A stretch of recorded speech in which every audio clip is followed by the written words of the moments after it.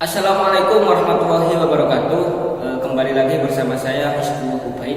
Nah, pada pembahasan kali ini kita akan membahas tentang apa sih dampak COVID-19 terhadap politik dan kehidupan sosial khususnya di Indonesia.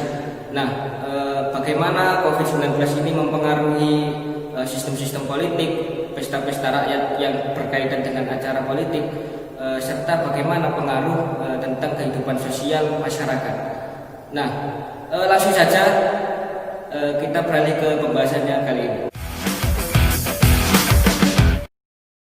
Nah, COVID-19 di Indonesia ini dalam hal politik khususnya mempengaruhi yang pertama adalah pergeseran waktu pilkada serentak tahun 2020. Nah, pilkada 2020 yang seharusnya dilaksanakan pada tahun ini bergeser hingga waktu yang belum pasti kita ketahui. Nah, apa sih pengaruhnya sebenarnya bergesernya waktu pilkada ini? Yang pertama, tentu saja dengan persiapan berbagai calon maupun partai politik yang bertarung di pesta rakyat ini.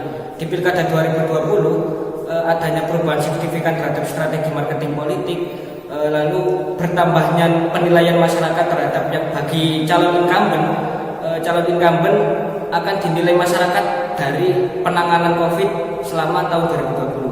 Selain itu, untuk calon penantang, masyarakat ini menilai dari bagaimana dia ini berpartisipasi bersama masyarakat untuk melawan COVID bersama-sama. Nah, hal itu tentu berpengaruh kepada bagaimana persiapan partai politik dan kandidat itu nanti di Pilkada 2020 yang kita tidak tahu akan dilaksanakan kapan.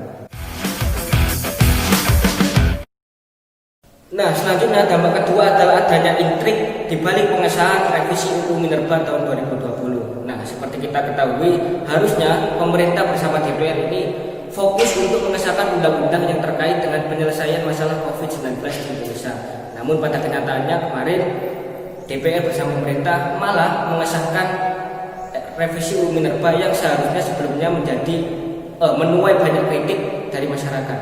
Nah, sebenarnya revisi UU Minerba ini disetujui oleh semua partai yang duduk di parlemen kecuali Partai Demokrat. Nah, isi revisi UU Minerba itu pun juga menuai polemik. Mengapa? Karena dinilai kurang mengakomodasi kepentingan masyarakat dan terlalu menguntungkan kepentingan bagi para pemilik modal, terutama terkait pertambangan. Nah, hal itu menjadi dampak buruk bagi jalannya politik di Indonesia, yang mana banyak masyarakat mulai menanyakan atau meragukan integritas yang dilakukan oleh pemerintah selama ini. Nah, yang ketiga, adanya teralihnya kritik atau pemahaman masyarakat terhadap politik dari kebijakan-kebijakan sebelumnya, yang mana banyak sebenarnya peristiwa-peristiwa politik atau blunder-blunder yang dilakukan oleh pemerintah yang dilakukan sebelum adanya pandemi ini mulai teralihkan karena adanya pandemi ini. Masyarakat sudah tidak mengkritisi atau sudah mulai melupakan kebijakan-kebijakan sebelumnya dan fokus kepada penanganan COVID. Sebenarnya hal ini ada bagusnya ketika semuanya terfokus pada penyelesaian COVID. Namun kita perlu untuk tidak melupakan apa yang sebelumnya menjadi polemik di negara seperti Omnibus Law, terus sebelumnya yang sudah sempat disahkan revisi UU Minerba, undang-undang gender dan lain-lain. Nah, yang terakhir, dampak politik dan kehidupan sosial khususnya adalah meningkat dan munculnya perilaku-perilaku apatis, irasional dan kriminal di lingkungan masyarakat. Hal ini tentu sangat dikhawatirkan oleh lingkungan masyarakat kita karena tentu berbahaya pada kehidupan kita nantinya. Yang pertama ada tindakan apatis. Nah, seiring berjalannya waktu pandemi ini yang belum selesai, perilaku apatis ini mulai muncul di kalangan masyarakat. Apatis terhadap protokol kesehatan, apatis terhadap kebijakan pemerintah, dan apatis terhadap prosedur-prosedur yang seharusnya kita lakukan untuk menjaga kebersihan dan kesehatan diri. Lalu yang kedua adalah tindakan irasional. Nah, hal ini cukup banyak mengkhawatirkan di kalangan masyarakat. Mengapa? Karena tindakan-tindakan irasional atau tidak masuk akal ini dilakukan untuk sebagai solusi yang terkesan tidak terbukti secara ilmiah, seperti membuat jamu pribadi atau bahkan sampai datang ke paranormal untuk menyembuhkan COVID.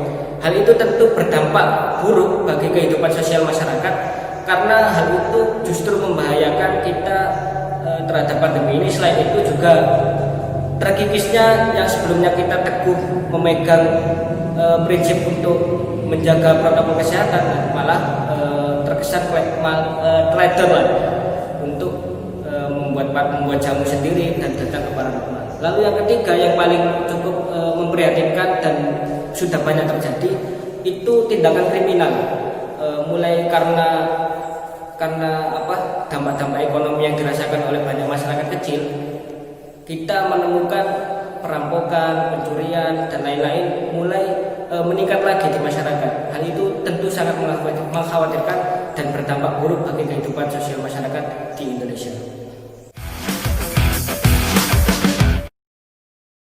Nah, demikian dampak-dampak politik dan kehidupan sosial yang mempengaruhi masyarakat kita selama pandemi COVID-19 ini.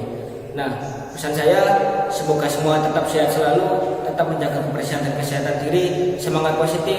Sampai jumpa di pertemuan selanjutnya.